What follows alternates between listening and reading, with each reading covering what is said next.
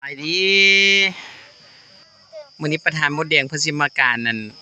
เบียร์มะกอกน้ำงามมะกอกน้ำมีแต่4แพ็คหยังต้นตะกบก็สิการอ๋ออันนี้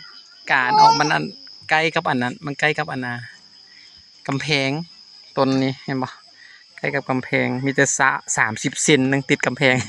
ก็เลยสิเอาการออกแล้วก็สิได้ย้ายออกแล้วตัวนี้ก็ไปเป็นมากเป็นหยังละฝุ่ยมะพร้าวก็มาใส่เราได้นี่มัดแล้วก็หามไปเลยได้ป่ะนี่ก็ตัวนั้นเป็นใบแมงดาตัวนั้นก็ถือว่าการได้3-4 ต้นแล้วใบแมงดาอันนี้เป็นต้นขี้หูดอันนี้นะต้นขี้หูดก็มี3-4 ต้นแล้วอยู่เฮือนนี่ลูกมีส่วนกระ2-3 ต้นอันนี้เป็นดีมซึอันนี้เปียเป็นเปียบักนาวให้แก่นไรแก่นยายมาแต่อ่างกบตัวนี้ก็ได้อันนี้ถือว่าได้2 อาทิตย์แล้วตัวนี้2 อาทิตย์แล้วรอติดตามมันสิได้บ่การประมาณ3 เบาเนี่ยตัวนี้ใส่ดินตัวนี้บ่ได้ใส่ฝุ่ยมะพร้าวใส่ดินตัวนี้เป็นใบแมงดาตัวนี้ใบแมงดาอันนี้เรียกว่าต้นขี้หูดตัวนี้บ่ได้เสียหญ้าเถอะบ่ทันหูดตัวนึงอยู่ถึงอันนี้ก็จะเป็นแก้วมังกรสิงโตเนาะเห็นบ่นี่จะเป็นต้นมักซูเครือมักซู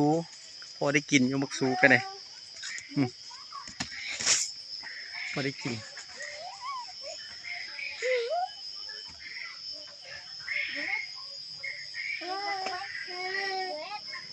อันนี้ก็ถือว่าโอ้ยังหกหลายแถวนี้ยังบ่ได้อนามัยถ้าสิงโตบ่อนามัยช่วยเด้อันนี้ก็เป็นต้นไม้ตะกบพอเด็กน้อยเป็นได้นั่งห่มได้นั่งลิ้นมันอาจจะสิได้อนามัยใบเลิศก็มีนี่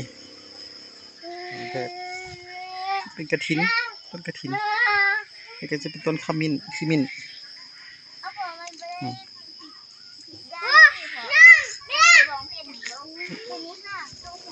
อันนี้เป็นต้นกาแฟเป็นต้นกาแฟอันนี้ก็ปลูกได้อาทิตย์นึงละถือว่าปงยอดแล้วอันนี้ก็ได้ปงยอดปงไว้ต้น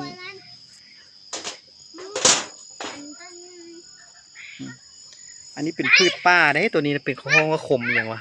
ขมเพี้ยหอกว่ะพ่นเม่นว่ะพ่นอย่างผมเพี้ยหอกว่ะเนาะพ่นเม่นเอามาจากป่าพอได้ตัวนี้ต้มใส่พ่นกระหอกโอ้คักสุดข้างในก็จะเป็นต้นสเมกนี่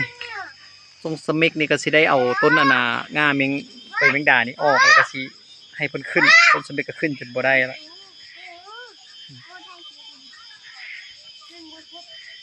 เดี๋ยวแมงดาปิ้งตำแจ่วหอม